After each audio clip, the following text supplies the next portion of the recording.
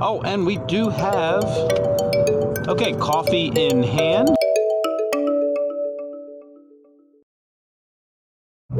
Well, good day, everybody, and we're finally getting our Volkswagen Jetta GLI out on our 111-mile highway mileage test route. We're going to see how good of gas mileage this gets out on the highway. Now, our experience with this GLI is that it does very well out on the highway. It far exceeds the 32 mpg that the EPA rates this at. So it's our experience. This does better than that, but we're going to actually run it on our test loop to see what we get. Now, we've done two other cars on our 111-mile test route. We've done a 2016 Toyota Corolla and a 2010 Honda CR-V, so check those videos out also. Now, the EPA rates this car at 25 in the city, 32 on the highway, and 28 overall. I'll convert those to liters per 100 kilometers on the screen there for our Canadian brethren. So, and our experience overall for, I don't know, what do we got, 25,000 miles on this, is that we hit the EPA rating of 28 overall every time. Pretty much. We do a mix of more suburban driving, country roads like this, running to the store, a little bit of highway every once in a while, but we get 28. Now, the other nice thing about this GLI is it is a great highway cruising car.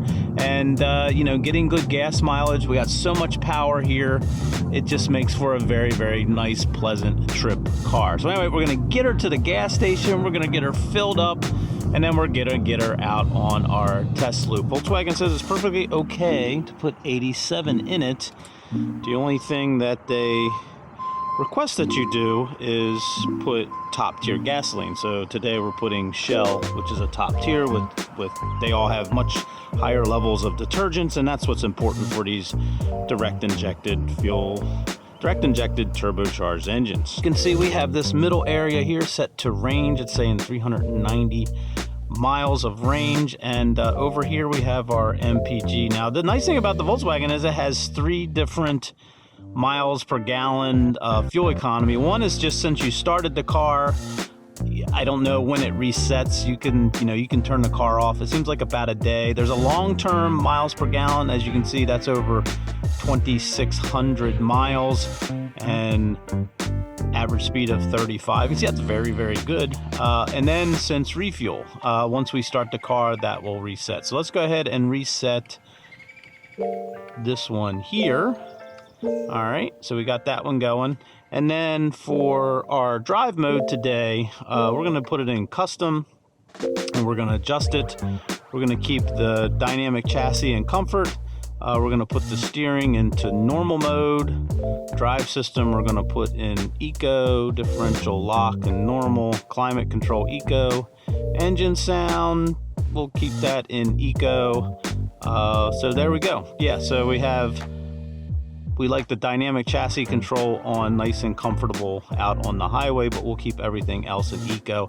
Again, this car with the eco on the drivetrain, all it really does is smooth out the throttle response. There's no real turbo rush as you push down the pedal. Really no penalty in performance because we have so much on tap already. So putting this in eco mode, we'll see what we get. All right, let's get her out on the highway. Okay, we're gonna get her up on the highway here. One of the beauties of this GLI is this is never an issue. We're not even trying here, and we're all the way up to speed with traffic. Traffic's not good today. It's about 4 miles from the gas station, and you can see we average 30 miles per hour getting from the 4 to 5 miles from the gas station. Traffic is horrible, so it's right now we're saying 29 miles per gallon at the start of this trip. Now, one nice thing about the Volkswagen, again, this digital instrument cluster, a lot of cars will try to figure out how to give you instantaneous fuel economy, try to help you drive a little bit more efficient. The way they've implemented it here with Volkswagen, I think, is really, really good. It's this blue semicircular line that goes back and forth depending on your instantaneous fuel economy. The little triangle represents right now 29.8. So if the blue line is on the right side of the triangle, you're doing very well. You're actually increasing it, and if it's on the left, that means it's dropping. So I think that's one of the best implementations. It's not distracting. You can kind of glance down at it and see if you're doing very well. It's very, very large too. So kudos again on this digital instrument cluster. We have the GPS here, 65.2, you can say 65, so pretty close. So we're gonna get it up to speed, try to use the cruise control to average 70 miles per hour. So it's 55 miles out. When we get out there, we'll turn around, we'll talk about the comfort of this car, and again, this is what this GLI does really, really well, is cruise out here on the highway. Okay, so we're coming up on our halfway point. We're about 5 miles away from our turnaround. As you can see, our trip computer right now is saying 37.5 miles per gallon. We've averaged 63 miles per hour because of traffic. And before I comment on the overall ride quality of this car, if you like quality car commentary about real cars owned by real people, consider subscribing to Beyond the Test Drive. Us small YouTubers could really use your support. And if we've done a good job today, be sure to give this video a thumbs up. Now out here on the highway, this is where this GLI really comes into its own. These seats I've mentioned in other videos. We have a full video on the interior and just general driving impressions, so check those out. But these seats are very firm. They're not, if you like a cushy seat, these aren't the seats for you, but they're very supportive and comfortable. We've taken many hours in these seats and they hold up very well. Now the driver's side does have lumbar support, so that helps. Bolstering in these is not that aggressive. So again, you have some time to move and wiggle as you do your highway trip. So very good. Again, the power of this engine and the torque of this engine lets us cruise along very comfortably. You can see we're not even at 2,000 RPM here at 71 miles per hour. There's plenty of passing power. Just going to get on it right now. Yeah, it's pretty much effortless. You can dial in any speed you want, which makes it for a really relaxing car.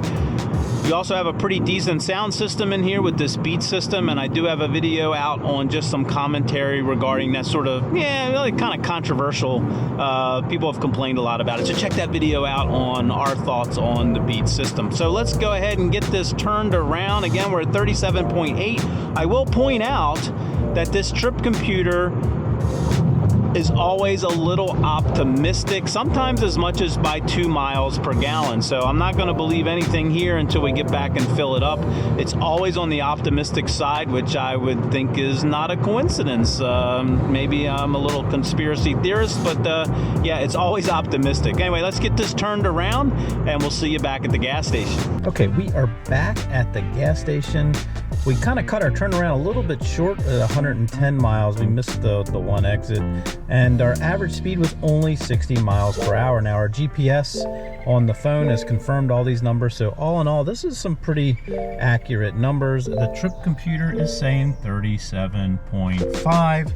We put in, but let's see, so 110 miles divided by 2.991, 36.8 miles per gallon. Again, as you can see, a little bit conservative. So we're going to round that to 37. We're going to say the trip computer will round that down to 37 too. So Charlie at Daily Motor, he got 40 miles per gallon with the so check out Daily Motor and Charlie. He did a fuel mileage run. He got over 40 miles per gallon. Again, our loop is quite hilly up and down. I think his is quite flat.